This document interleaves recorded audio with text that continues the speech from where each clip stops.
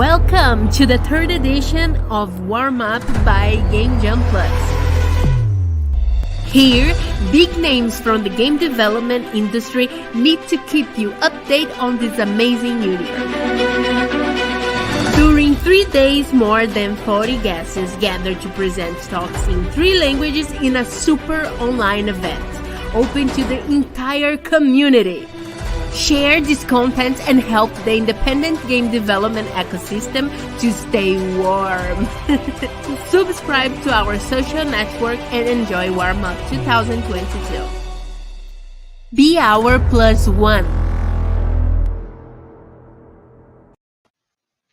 Hello, everybody. Hello, welcome to the third edition of the Warm Up on the Game Jam Plus. This is the first panel and to opening the event, obviously the Game Jam. And my name is Eduardo Hulshof, and I'll be the mediator for this edition or for this panel. And we have some incredible people here with us today. And I'm going to start by introducing myself a little. I started my game career in 17 years ago. Yeah, more or less that. And I'm originally from Brazil. I moved to the UK and started my career in a small indie company, which I worked for a year. The company doesn't exist anymore. But shortly after, I moved to Lionhead, which doesn't exist anymore as well. But there I got to work on really interesting games. I worked on Fable 2, 3, and Fable the Journey. After that, I moved to Canada and to work at Ubisoft Toronto, and I worked on a variety of titles. And the good thing there was that I got the chance, and I felt very privileged to get the chance to work on very different projects. I worked on Splinter Cell Blacklist, and after that, Assassin's Creed Unity. And one of my favorite experiences was working on Starlink Battle for Atlas, which is this small, maybe not known, too well-known game, but is the last entry on this Toys to Life business. And I'm actually fairly proud of working that. We worked on with a small team, but we made an incredible game. And after that, I went back to the big behemoth and worked on Watch Dogs Legion. Shortly, I started my own indie studio, and I've worked on a prototype game for a couple of years. But today, I actually am a little out of the games industry, and I'm working in robotics. I'm teaching robots how to see, which is not something I was expecting that I would be doing. But I have to say I have no regrets. It's been an incredible learning experience, and I think I really like learning. So I'm at my best when I'm learning things. So this is just a bit about me, but we have interesting and incredible people here, and I want to call them onto the stage because you don't want to know about me. We want to know about Drew Holdwick and Jay Santos and Darren Korb. Welcome to the Game Jam. Hey everyone. Good afternoon. Hello. Hi. I just introduced myself, and actually I realized that was a bit rude because you didn't get to hear it, right? Like you didn't get to see it. Oh, maybe you did. Oh, I was watching the whole thing. Yeah, we were watching. Awesome. But so I think what the audience really wants to see is and know it's a little bit about you. So Drew, why don't you start? Tell us a little bit about your career, your journey here. Yeah. Hey everybody. My name is Drew. I am a program manager in our production operations team at Riot Games. So we make a little game that you might know called League of Legends. We also, in the last couple of years, have launched Valorant, League on mobile, which is Wild Rift, TFT, which is my favorite game of ours. And we also have lots of fun things coming soon. And we also have Arcane, which you can see my background is some beautiful artwork from that show. So I actually work for our production department. So I work internally to help ensure that all of our game producers, our product managers, our program managers, all have the tools and resources they need to make these awesome games and products for our players. So that is a lot of, project management, a lot of program management, and I have a lot of fun building training programs, building initiatives for our department, and working with other departments to just make sure that we all are collaborating and being as efficient as we can possibly be. I have a very interesting history with games. I didn't realize I was a gamer until I started working at Riot as a contractor. I was working in publishing actually, and for our Southeast Asia publishing team at the time, and just needed a job and was doing a lot of administrative stuff. And I slowly realized that I had kind of found my group and my people and my community, and from there I started to get into more program project management. And since then, I've been hanging around and enjoying playing games with my friends at work. And but yeah, very humble beginnings of doing a lot of just like tech stuff, administrative stuff, and then I realized that I could help ship off some games. So I've just been doing that for the last 3 years. Awesome. How about you, Jay? Okay. Hey, everyone. Yes, my name is Jay Santos. I am originally from Brazil. I have worked for Unity as we used to call an evangeneer. So as an evangelist and a field engineer, helping studios, small, medium, large, any size, to create their games using Unity. So I worked for it for 6 years. Oh, I forgot. Before that, I developed games and applications for mobile devices, but that was way before smartphones. That was at that time. If you said, "Hey, Apple is releasing a mobile phone," I would say you're crazy. That's never going to happen. So at Unity, I spent 6 years at Unity, 4 in Brazil, and then 2 more years working with the evangelism team in Southeast Asia, India, and Australia for a couple of years. Then moved to London to work at Improbable as developer relations. I was there for almost 2 years, and now I am internal developer relations at Wildlife. Still out of London. Awesome. And Darren? Yeah, I'm Darren Korb. I am the audio director for Supergiant Games, and I've worked on every game that we've made, which include Bastion, Transistor, Pyre, and most recently Hades.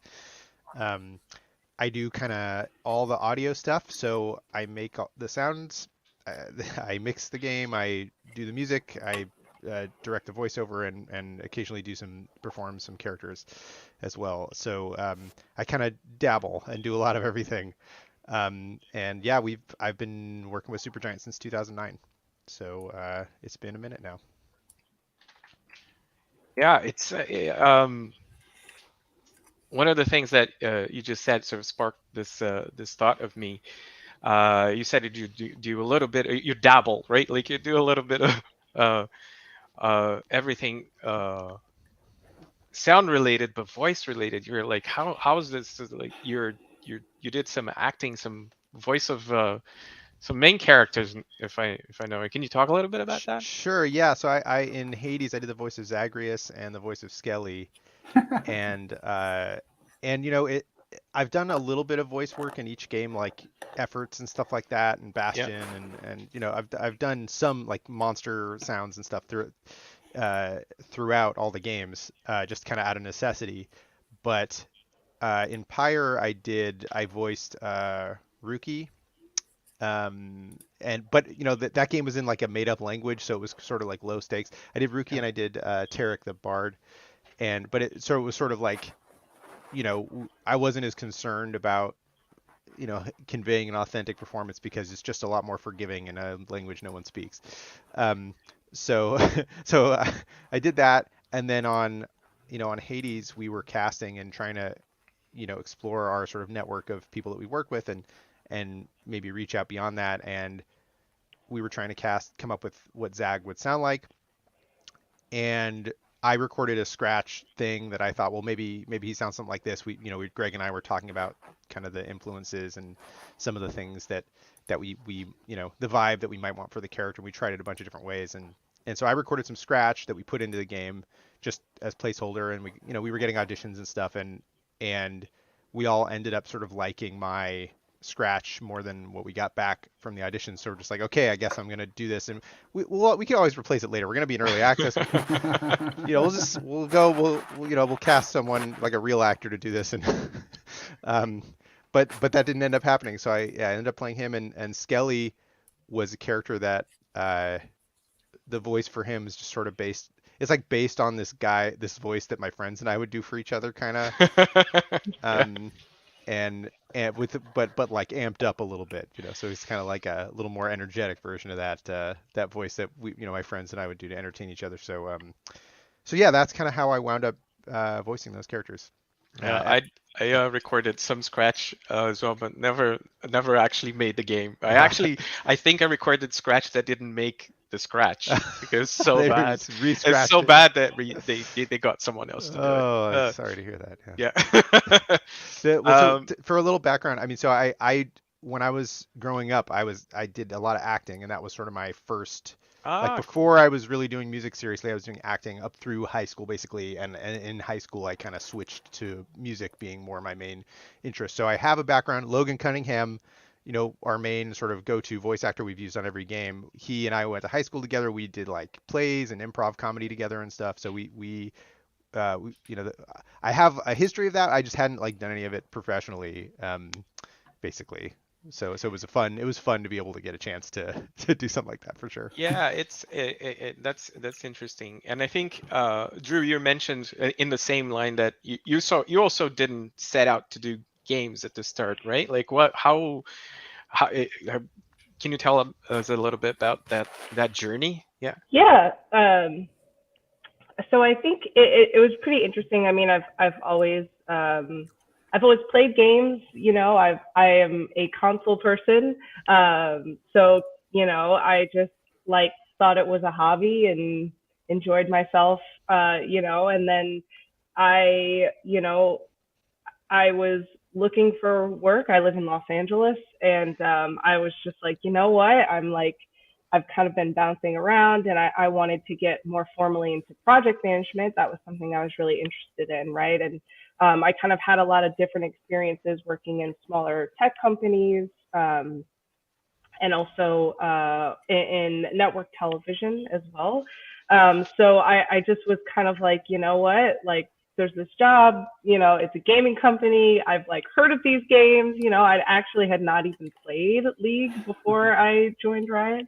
I made a summoner name the night before I had an interview and was trying to play it. It was very funny, very sad, but yeah, I think it was kind of the desire to project manage and work on kind of really large scale projects, which was my driving force. And then I think I kind of just found this job. I started as a contractor, but once I got there, it kind of all clicked, and I was like, oh my gosh, I hadn't understood how games were made before that. I didn't really understand the global scale that they were working in. A lot of the companies I'd worked at before were just, national. So that just kind of blew my mind. And then just being able to really put all the pieces together of this is, the game lifecycle framework, and this is how many, players we have. And I was able to travel a little bit with that Southeast Asian publishing team and, go to arenas in different countries and just see the esports scene. And it just kind of all blew my mind. And then I was like, okay, how did I not know that this existed before, you know. I went to, you know, a very traditional university in Michigan, and it just like wasn't on my radar. You know, Right. games were just a hobby. So I'm very lucky. But for folks who, you know they want to be in games, I think, you know, finding a craft that you really love is the gateway, you know. So that Yeah. for me was project management. Yeah, awesome. And Jay, you also have some experience globally. You're an evangelist. You started as an evangelist. Did you set out to work in games as well, or like how Oh yes, how's no, your yeah, career? yeah. I always want to work with games. My dad, when I was about 6, 7 years old, he bought uh, a Brazilian clone of the ZX81. But he bought it to my older brothers, but they weren't interested, and I was. And there used to be these little booklets that we purchase, and they had like a story and like, I don't know, a sci-fi story, and there was a little game that was somewhat connected to the story, and the little booklet had the source code for the game in BASIC. And what I would do, I would spend afternoons just typing that without understanding what the hell is going on. I was just literally copy and paste the Yeah. the code from the booklets into the computer, and I would play the games.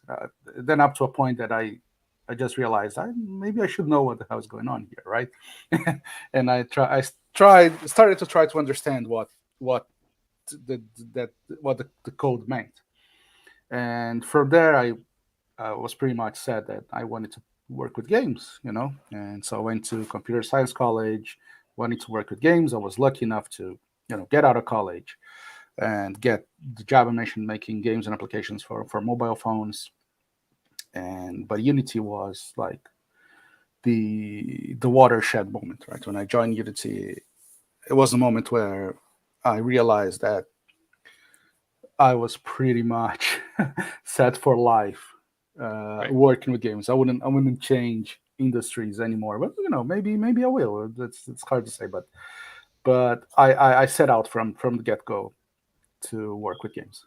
Yeah, I had a watershed moment of this. Like, is the I think the I joined Lionhead, which was already like a recognized studio back in the day.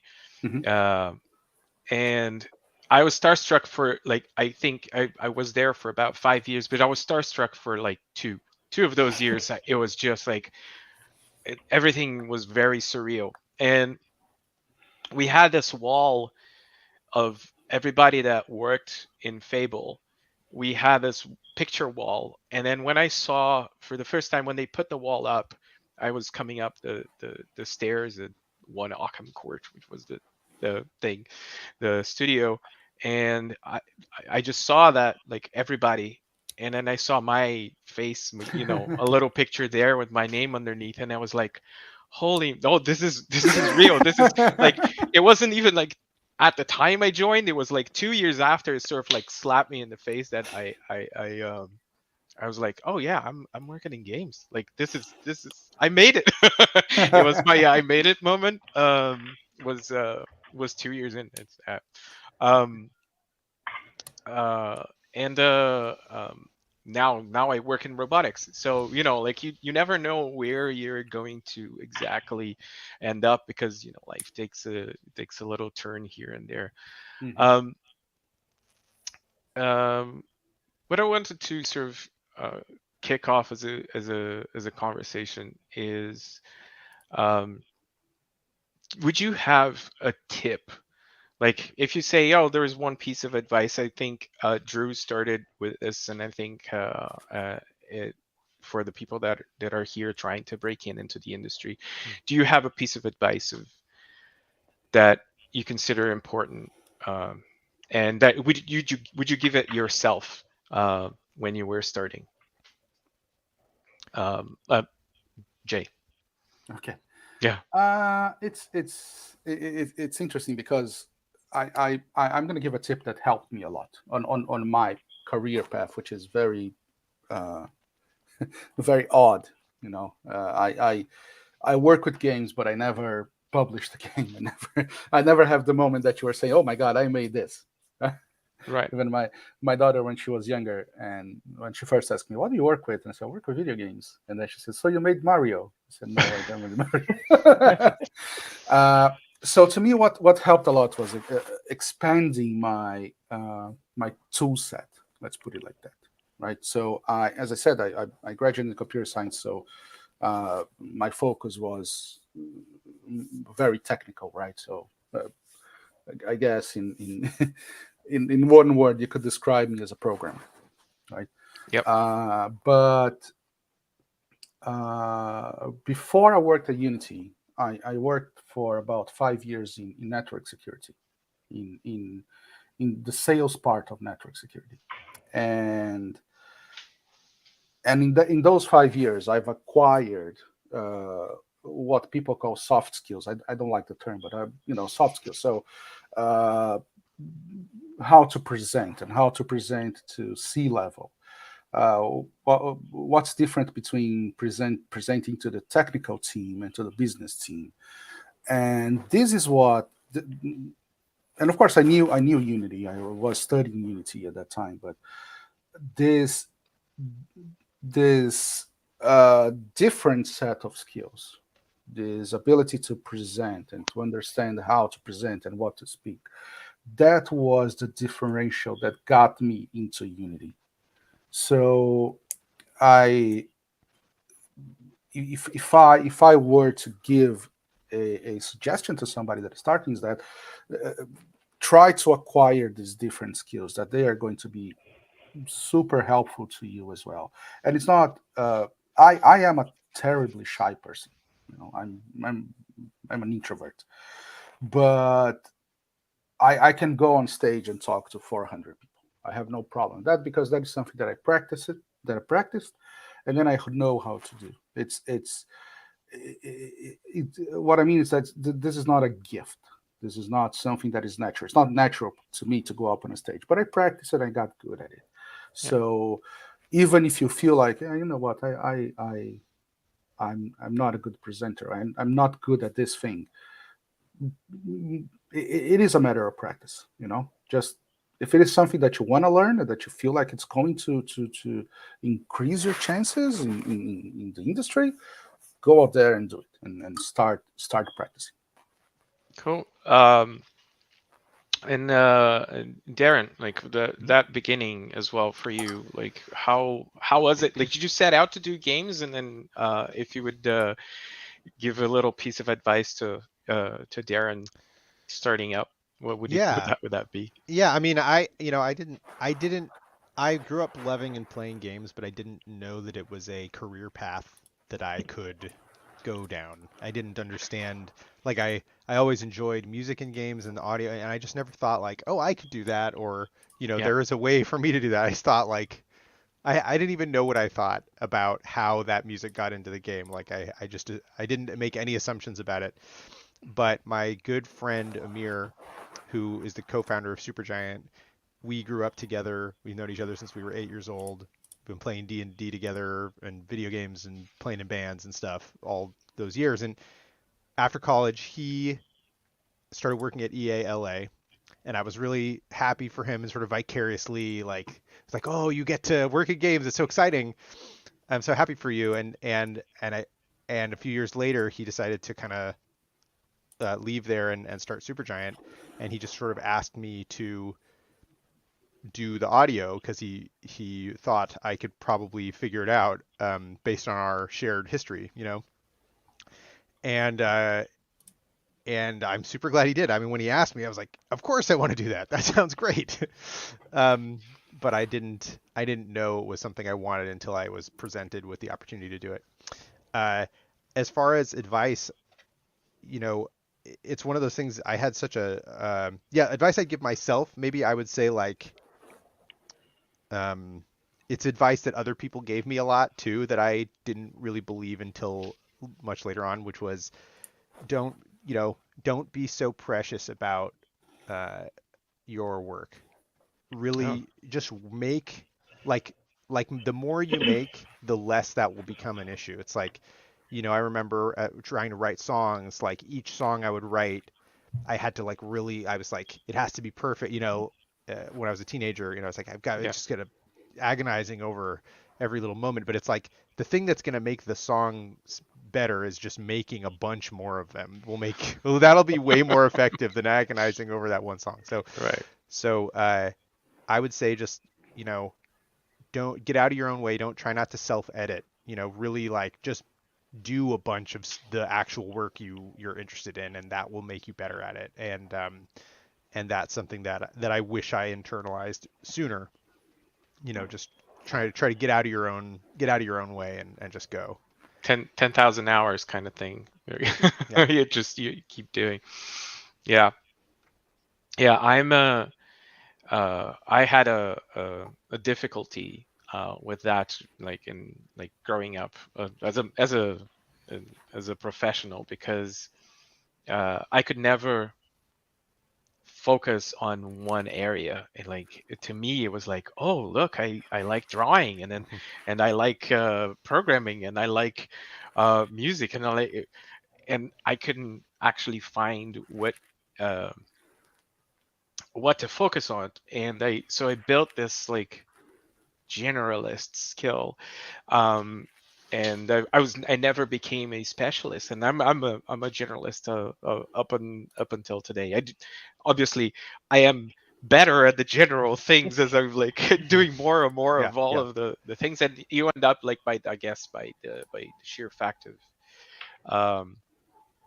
of working, and your day to day, you end up focusing and figuring out what you're good at, but yeah, I never set out to do a thing. So what I would tell, I guess, young Eduardo, is that's okay, because it was there is space for people that also are what they call it, jack of all trades, and there is space for specialists, and so there is space in the industry for everyone, and I think that's sort of what I want to boil down to. But I think the past couple of years have been quite challenging for everyone, and I figure that for the people that are breaking in right now, it's actually a completely different landscape than it was when I guess when I was looking for a job and looking to break in. It is a completely different landscape. Do you see, Drew, any advantages, disadvantages, or things that people should probably look out for in this scenario? Yeah, I think so. There's a couple things, I think, to the point of having, a piece of advice going into it. I personally believe in finding your superpower, right? And really understanding what that superpower is and how it's going to help whatever, game, whatever company, whatever product that you're going to work on. I used to tell folks okay, are you the person who's organizing your dinner with 10 of your friends, and you're calling the restaurant, you're booking the table, you're coordinating the times? Cool, you can be a project manager, Right. So cool, you can help produce games if you really wanted to. So I think it's being humble with yourself and recognizing that if you don't have a design degree or an engineering degree, that you still have something that is a superpower that you can use to leverage yourself for whatever company it is that you're working for. And then I think, sometimes it comes down to brass tacks, having a really strong resume, that doesn't necessarily mean having the most experience. That just means understanding how to write resumes well, and looking at the job, finding the words or the phrases or the skills that are required, and making sure that you have those things on your resume reflected in some way, Yeah. So there's a little bit of tactical stuff, right? But then it's also just understanding that everyone in the gaming industry has a little bit of imposter syndrome. So if you're just confident enough in yourself and your superpower, like, you're going to be totally good. And Jay, do you think that the landscape today has changed, and with a lot of things being remote, do you feel like that there are more opportunities, less opportunities? Like, do you have a take on that? I think, well, I'm I'm a living, breathing example that remote helps because I'm Brazilian working for a Brazilian company from London. So, so remote helps a lot in my case. No, definitely, for sure. I mean, one of the one of the things that I noticed when I first started working in Unity in Brazil, that was 2012, Right. 10 years ago. I was the first first Unity employee in Latin America, Oh, cool. and it was very interesting how the developers in the region craved for this contact with the companies like Unity, right? So they really wanted this more direct approach with companies such as Unity, and this had this well back in 2012 it was relatively easy already, but it is becoming easier and easier to have this contact remotely, right? So it definitely helps, especially for people that are looking for their first opportunity, or their on breaking into the industry, uh, because you can both be seen by sharing what you've created, by easily sharing what you created with the whole world, but also you become aware of opportunities anywhere in the world as well, right? So you could, the same way that I am working for a Brazilian company out of London, somebody in Brazil could be working for a British company, either as a freelance or as a contractor, as I was with Unity. So definitely it is it is a golden age for that, for sure, especially when compared to when I not only when I first started Unity, but when I first started uh, as a professional. As I mentioned, I was lucky of getting out of college and finding a game development job in Brazil, when that was very, very rare, and Yeah. that is much easier nowadays. Yeah, I left Brazil because at some point during university, I was doing imagem e som at the Federal de São Carlos, the UFSCar, Mm-hmm. the Federal University of São Carlos, or St. Charles, in Brazil, and which is kind of like film and media school. And um, I halfway through it, I was like, oh wait, I love films. I love all writing and photography and music. Again, generalist, right? Like that. Like it had everything that I liked. And then I was just playing a lot with the people in my house, the students that we shared the house with. We had a LAN. All our computers connected in LAN, and we just played Diablo, like tons of and Baldur's Gate, and and StarCraft. Oh my gosh, and lots of Blizzard, right? And there was like, wait, we can try it. Like I can try this, and like we can. There are skills that are overlapping here on what I'm learning. So I refocused sort of my studies to go towards towards games. And but when I graduated, there was like I realized, oh wait, actually I don't know if I can get a job in games here in Brazil. And at that time it was actually, as you said, Jay, it was just like mobile phone companies that had like games, and I just wanted to work on PlayStation. Like I wanted console, I wanted PC, yeah, and I had to leave. I don't know if the situation is the same still. Like I think it probably improved now, the situation in Brazil, because I see games and I see actually awesome content coming out of Brazil right now. The talent is there, as just it was challenging at the time, and I hope that those barriers are being broken, not for Brazil specifically, but for everybody in that are out of the North America and Europe circle, right? Like and Japan. Now, like it's developing is a little bit more accessible than it was before. Yeah, for what it's worth, the content that we make out of our, like, we call it LATAM, but like Latin America, right? South America, Yeah. is some of my favorite content, and the players and fans in that region are amazing. Like the cosplay is crazy good. The music is so good.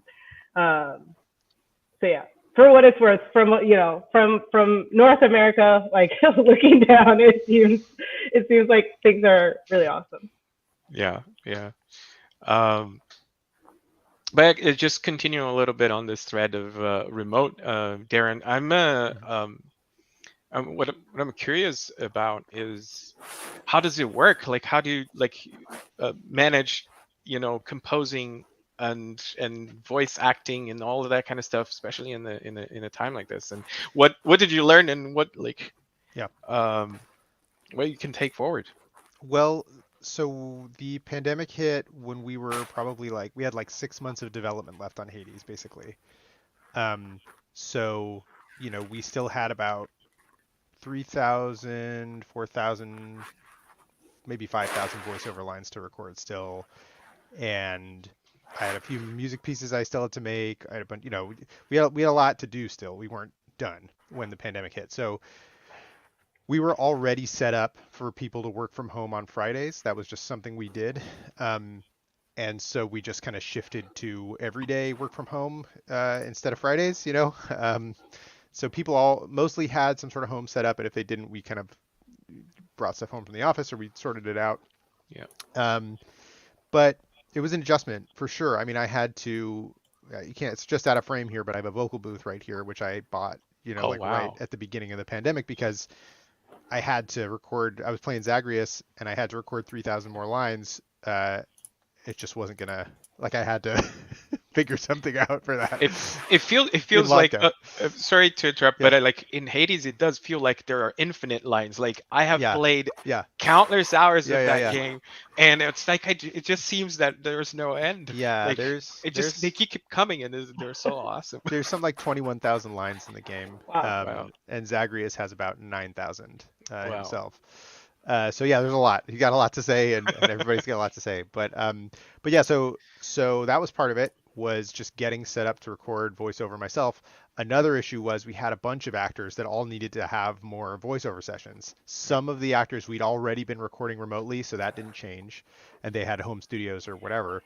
Some of the actors did not have that, so we just sent everybody snowballs. We're just here's a blue snowball mic and a pop filter, I'm just gonna try and match it in post. I'm just gonna try and process it so it sounds comparable to the previous stuff we recorded, with fancier mic, because before that we were bringing people into the studio to record.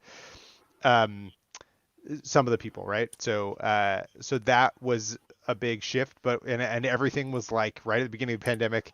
Everybody was all sold out of selling out of all this stuff. My gosh, yes. So it was I had to really hustle to get everybody sent stuff so they could just finish, so we could finish the project.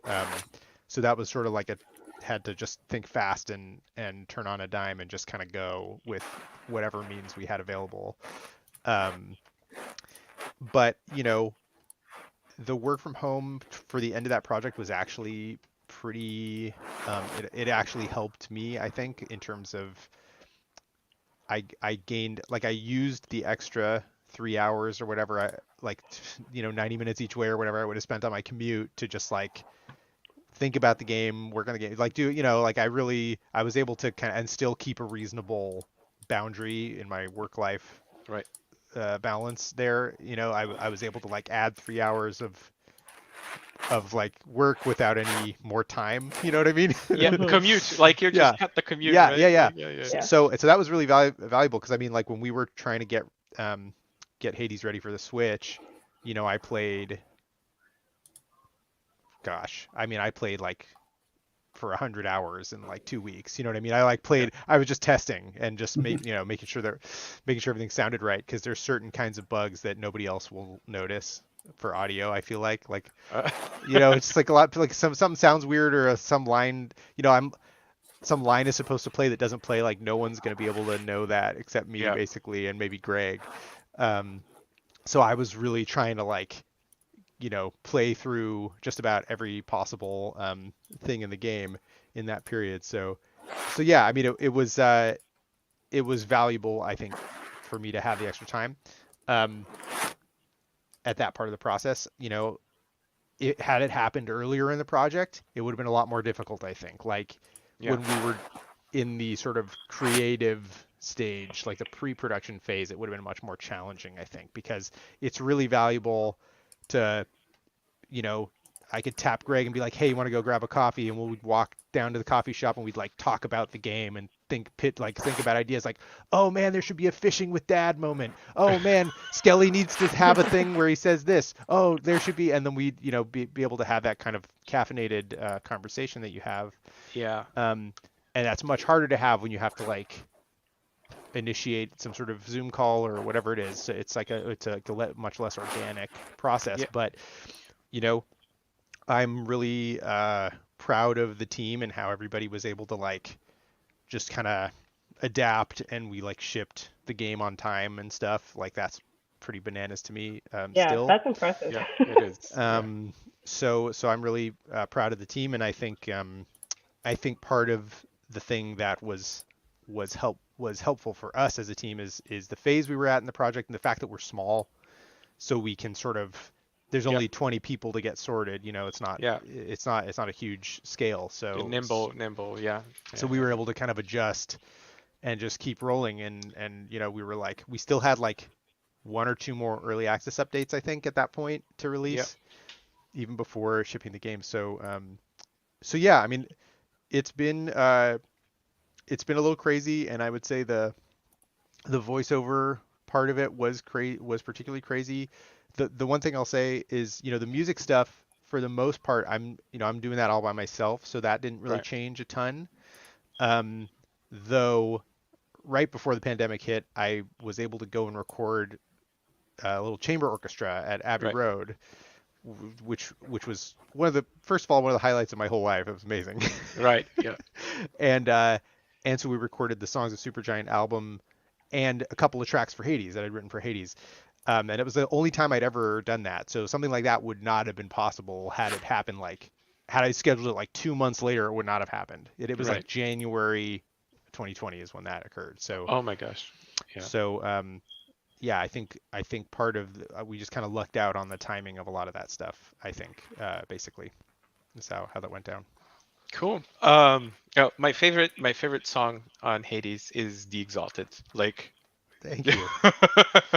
I had to say it. Awesome. I had to fanboy a little bit too because it's the one that stuck with me. And Oh, it's cool. not even the one that is the most popular in Spotify, but it's mine. Sure. Yeah. Thank you so much. We're sort of like have 10 minutes, so I want to be very quick on this last question. Is there anything that you are excited about the future of games? And Darren, why don't you start and then we'll do a Sure. Yeah, one thing that's been happening for a number of years now, I think essentially since people were able to begin self-publishing games digitally, there's been this incredible influx of really amazing independent titles, people who, small teams making games that are really awesome and really impactful. Yeah. It's just the volume of that increasing and the quality of some of that stuff was really like just remarkable. And the tools available now to people, both on the development side and the publishing side, are so robust. And like when we started working on Bastion, for example, right? Yeah.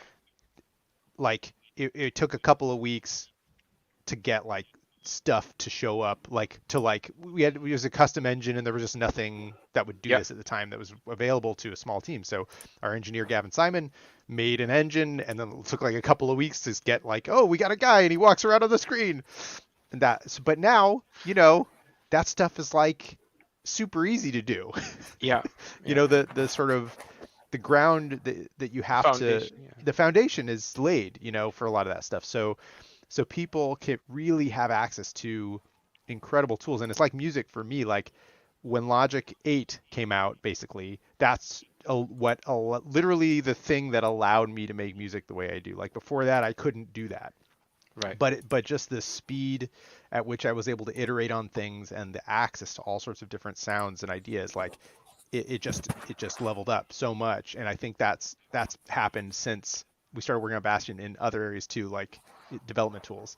So yeah, I mean, I think that's really exciting for me, and that's something I'm excited for in the future, is just seeing these sort of creatively risky, interesting games be made. I find that stuff really compelling. Like I love weird stuff. Yeah. Often, experimentation. So. Yes. Yeah. Drew, do you have a crystal ball? Yeah. Oof. I mean, I think honestly, I'm excited to continue to diversify how who is making games. I think it's really exciting to see us continue to use the tools. To Darren, to your point, use these virtual remote tools that are connecting everybody around the world and leveraging diversity to like make even more resonant and exciting games. I think it's like having more inclusive games, but also inclusive teams. And so I'm very excited to kind of continue to like diversify what these teams look like and how we're making these games on this global scale. Yeah, awesome. Yeah, and truly diversify, like, because this is going to bring different voices, different views, different perspectives, right? Like, and it's just going to make our industry richer. Yes. Yeah, totally. How about you, Jay? Something you're excited for the future? I'll have to merge Drew and Darren's answers because I most of the time I'm a single player gamer, and because that's how I grew up, right? Likewise. I like to start a game and finish a game and have the game tell me a story. Okay, and I'm ready to go to the next one. And whereas multiplayer games, most of them are to me, there's this lack of sense of progression. I played the session so I can get better to play the next session. So that something's amiss on multiplayer games. So that's why I enjoy this narrative single player great games that try something different, right? That try something that hasn't been tried before in terms of narratives. Right? Yeah. Like, I don't know what comes to mind. To me, top of mind two that I remember are 12 Minutes and The Return of Aubergine, which are games that tell you a story in this complete weird way, and that's what attracts me. And I'm really happy to see this happening more and more. And as Darren and Drew said, and with the digital distribution platforms, anybody in the world, no matter what's your background, or can tell a story, and that's what I want. I want people telling stories to entertain me. So, that's what still gets me excited with gaming after all these years. Yeah, I think I agree with all of you, especially, and I think we can see that that the this accessibility of the tools and the availability of the tools and the diversification of the people making the games is it's sort of already starting to bubble up in the recent times. You can actually see the content and see games that one of the reasons. So I left the AAA industry in March 2020. Like my last day at Ubisoft was the day the lockdown officially started in Canada. So it was, and I set out because I wanted to make games that didn't have a where violence wasn't necessarily the main verb, right? Like not the main kill and whatnot. And then again, like in 2020, I played the hell out of Hades. So there is, it's not that like I just feel like there are tons of amazing people making these games already, and I wanted to sort of explore something different there.